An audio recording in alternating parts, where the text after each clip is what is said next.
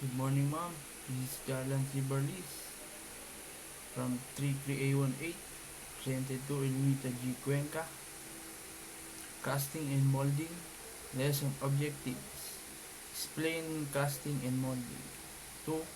Familiarize themselves to footwear, prints, and tire marks. Table of content. Slides 2.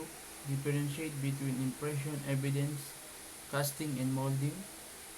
Slide 3. Describe the three types of print and lifting techniques to collect the print. Slides 4. Describe the step of the casting and molding procedure. Slides 5. Describe the types of tire marks and footprints and how these marks and prints help in accident and criminal investigation. First is differentiate between impression, evidence, casting, and molding. First is impression evidence. Ito po yung print na kung saan ay may kinalaman po sa isang crime. Ito rin po ay isang matibay na ebidensya na kung saan ay mag-identify sa suspect, tulad na lamang po ng shoe print na naiwan sa crime scene ng suspect, ay pwedeng maging isang malaking ebidensya yun na kung saan kaya ipatunayan na yung suspect talaga na yun na may gawa ng krimen. And dito naman po tayo sa casting. Ito rin po ay isang pag-examine upang ma-identify ang suspect sa pamamagitan ng identical copy na nakolek sa isang crime scene, tulad ng sapatos or tire ng isang sasakyan na magtuturo sa suspect. Dahil yung shoe print and tire na ng isang sasakyan ay maaaring yun ang ginamit ng isang suspect upang magawa yung krimen. Dito naman po sa molding, ito po ay kayang mag-capture ng isang pangyayari na naganap sa isang crime scene. Ito rin po ay nagpapatunay na yung suspect talaga ang may gawa ng crime scene. Siya po ay isang parang makina na kaya mag-capture nga po ng isang pangyayari sa isang crime scene, na kaya magpatunay na yung suspect na yun siya po talagang may gawa ng crime. Dito po tayo sa describe the three types of print and lifting techniques to collect the print. Una po is visible print or patient print. Ito po yung na-transfer na evidence sa sapatos o sa gulong ng isang sasakyan. Siya po yung parang visible. Nag-visible na kailangan ng patent print para makita. Ito naman po sa plastic print.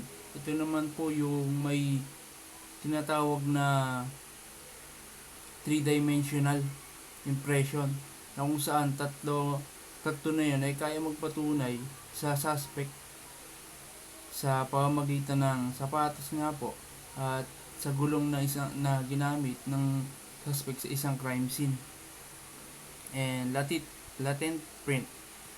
Ito naman po ay hindi katulad ng visible print. Dahil po dito ang kailangan lang upang makita ang ebidensya or print mark ng suspect is powder lang po at chemical or alternate light source upang makita ang print evidence ng isang suspect. Kung makikita po natin yung kamay, yan po ay kailangan lang ng pulbos or powder.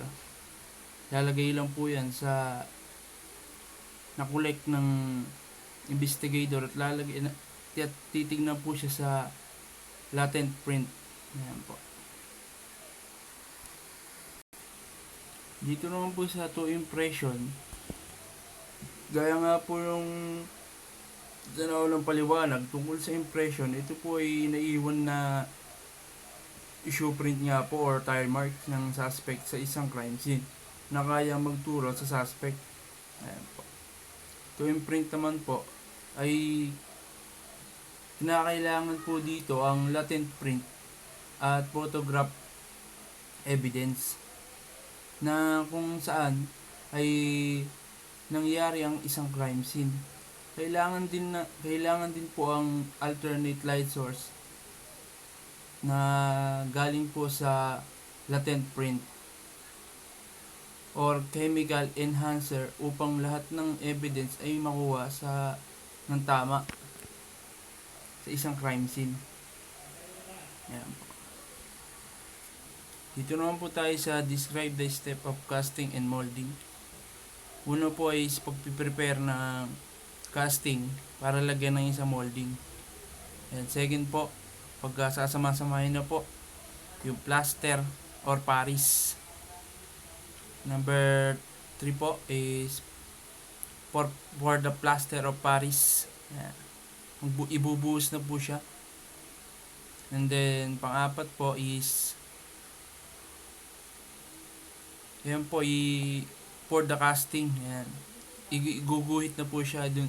Iguguhit na po yung molding sa casting. And ayun po sa left, the cast out. Kailangan naman po dyan is punong-puno siya. And paabutin din po natin ng overnight. Yan. Bago po natin tanggalin. Yan. Number 6 is clean the cast. Ayan po. Kailangan pagka po nailagay na yung casting and molding, kailangan na pong linisin yung paligid niya para hindi po sumama or bumakat pa. Number 7 po, kailangan po yun nga po, nasabi ko nina, is overnight. Pagka kasi po hindi overnight yan, madudurog po siya. And kailangan po is dry po siya palagi. And kapag ka naman po tatanggalin na sa casting, kailangan din po natin sprayan ng pang hairspray or lacquer para dry po siya. Para po yung pinagtanggalan, hindi po bumakat. And ito po, sa huli naman po is bebenta na or sa transport na po. Kailangan po dyan, para hindi po masira yung casting, is kailangan po siyang ilagay sa box para hindi madurog or kahit anong madepect o para maibenta na ng buo siya. Ayan po. Dito naman po tayo sa describe the types of tire marks and footprints and how these marks and print help in accident and criminal investigation. Sa una po ay scuff. Ayan.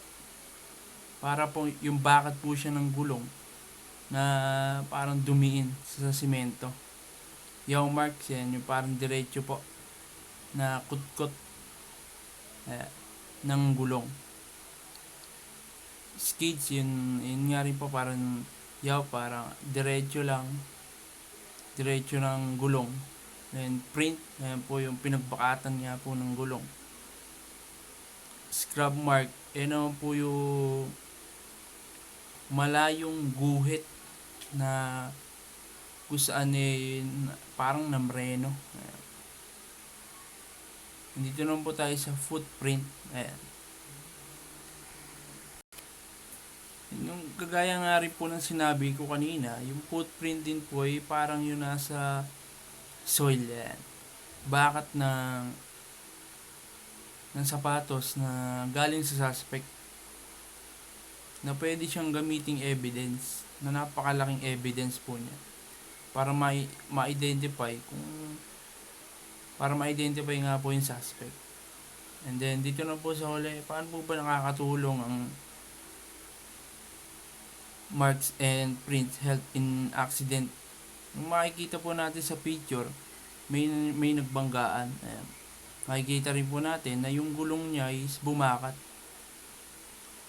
kaya pong sundan ng investigator yan kung paano nangyari yan. Kung bakit nag-aksidente siya, nawalan ba siya ng preno, or yung brakes niya is kumapit agad, tas hindi na po nakaya, yun nga po nabangga. And dyan po nagtatapos ang aking presentation. Good morning, ma'am. Presented by Barlis Jordan Kaliwag from 33A18. Presented to Elnita G. Cuenca. Thank you, ma'am.